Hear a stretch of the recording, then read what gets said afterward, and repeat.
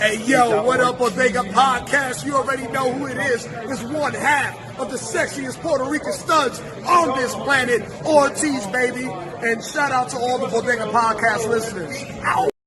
Yo, this is the Lucha Thug, the one-man Lucha gang, El Rey Gordo himself, the King Fat Boy Papo Esco, and y'all rocking with the Urban Wrestling Network.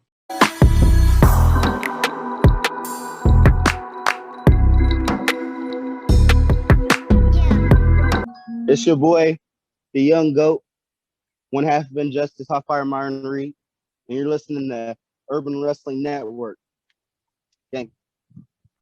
This is Josef Samael from Contra Unit, and you're watching the Urban Wrestling Network. What's good? It's Tristan Ty, a.k.a. Ikuro Kwon. You're watching Urban Wrestling Network. Hail Contra!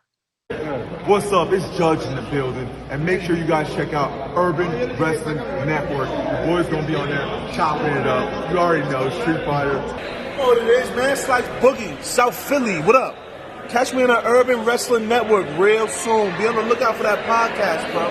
Yes. MLW, all that. N.W.A, all that. I'm everywhere. Fuck out of here. Hey, you guys. This is Christi Jaynes, and you're listening to the Urban Wrestling Network.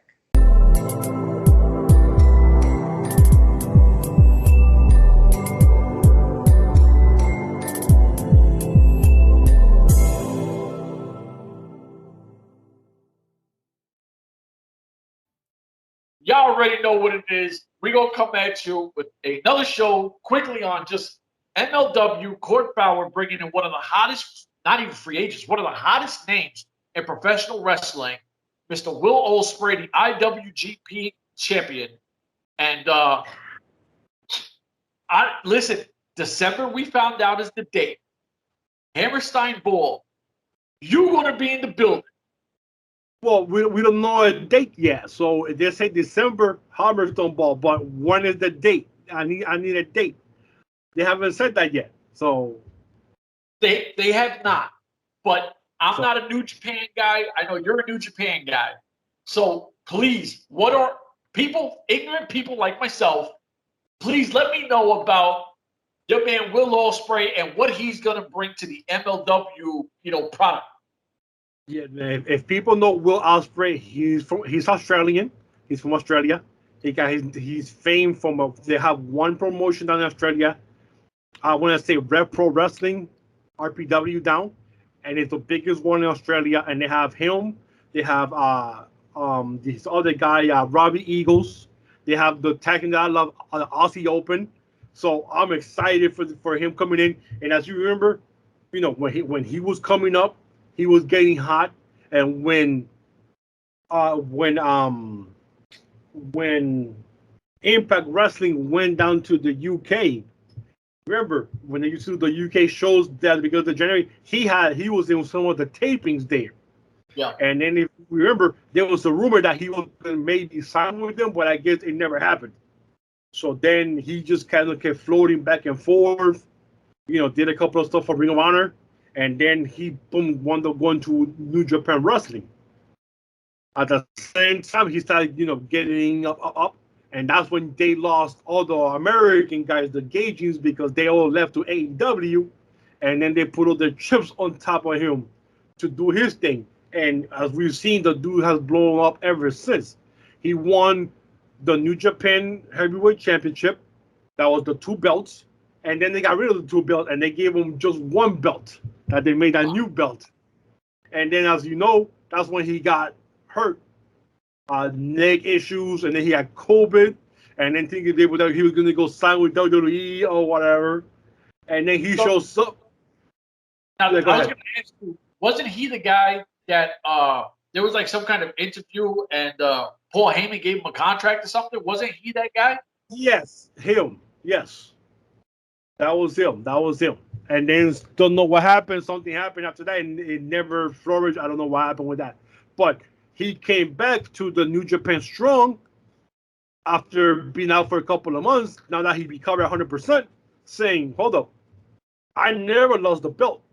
Because he never lost. He's still the uncrowned heavyweight champion, even though they've kind of moved on from him. So he's now here in the States now because he hasn't been going. He hasn't gone back to Japan since, COVID hit again. So he's been here in the States ever since with the belt, still saying I'm the uncrowned heavyweight champion of Japan. And now he's coming to MLW. Bro, that was like the biggest shock when you told me that. I was like, what? Will Ospreay coming to MLW? Like, how the hell did that happen? So, dude, this is like the most major name that is out there who's not even a free agent. I don't even know what all he is. If it's a free agent or not, I have no clue how his current situation is. But for MLW to get this guy now, dude, this is like the biggest coup of any of the 4 promotions: N.W.A, Ring of Honor, Impact, and MLW could get that name right now.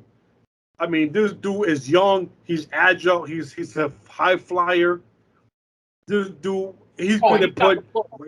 Oh, this place is gonna get full. This is gonna sell out. That's why I'm waiting for the date, because whenever that happens, I'm buying the tickets right there and then. Because, like I said, this thing is gonna sell out. With him being there. The crazy part is, we've heard this Forbidden Door garbage. Like, we've heard it, right? And crazy part is, I'm starting to feel like Court Bauer is doing his own kind of Forbidden Door thing.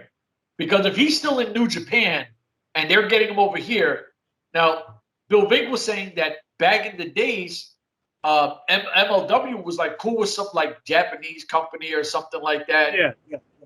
And I was like, all right, so they got a good relationship out there, that maybe. Yeah, who was it with? I think it was with Open Gate. That's what he was saying. I think that's the name he threw out there. But we never saw anything because when that was supposed to happen, then COVID hit. Yeah. So I don't know if that's still going on because I never saw anybody from Open Gate ever come over. Now, we also seen AAA. We had Leo Rush was holding 2 belts. Well, no, I'm just saying we seen him hold the AAA belt for a little bit with MLW when he was on the Moneyweight thing. Yeah. We seen Lee Marigatti and Bobby Fish, who signed. Both of them are signed in MLW.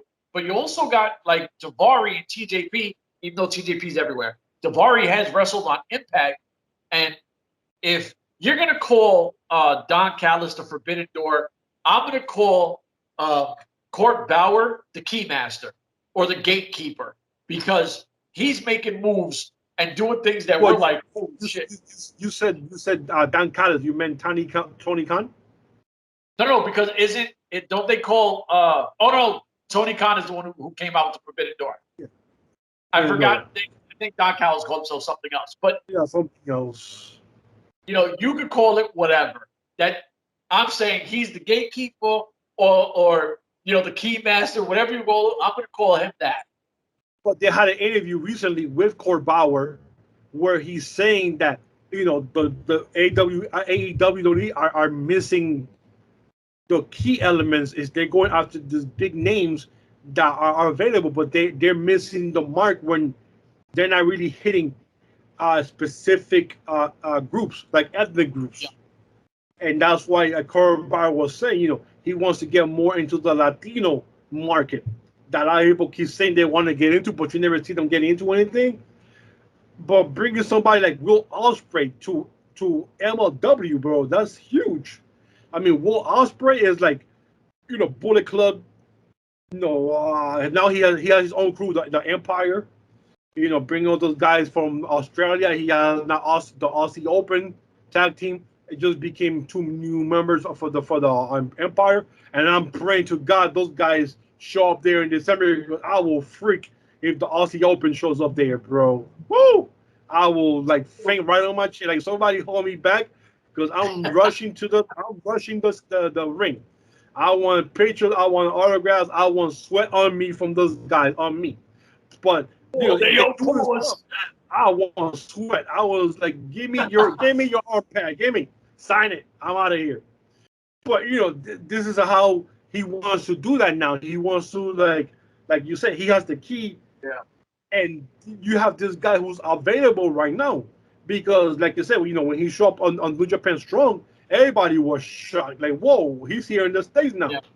And then to say that he's going to MLW and not Impact, not AEW, not Ring of Honor, not N.W.A, you know, some of the bigger ones, but MLW, you go like, holy shit.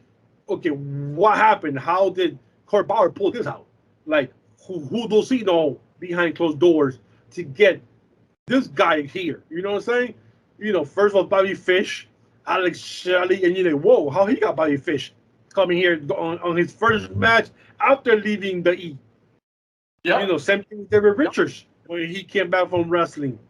And then you got Lee Moriarty. You know, unfortunately they signed with AEW now, but they came in with MLW first, had their first matches, and now you're gonna pull the rabbit. I mean, the rabbit out of the hat, and you saying, "Well, we're gonna bring you up. Here comes Will Ospreay." You're like, "Oh, like what, dude?" That's what I did when you showed me that. You told me, I'm like, "What?" And then I saw it, like, "What? Like, how did this happen?" Listen, I was watching it with my youngest, and he used to watch New Japan with my oldest. Like, they watched it, so he knows who Will Ospreay is. So we're sitting on the couch, and he was like, "Oh, they got Will Ospreay," and I was like, "Well, I know the name." Like, and he was like, "Yo, he's like one of the best top wrestlers on." He was like, "Yo, he could beat Kenny Omega," and I was like, "Whoa, all right, like." Dude, so I was so excited when I saw that. I didn't have anybody to chest bump. I chest bumped the door. I ran to the door, went boom to the door like that, like a chest bump to the door, because I didn't have anybody to chest bump at that time.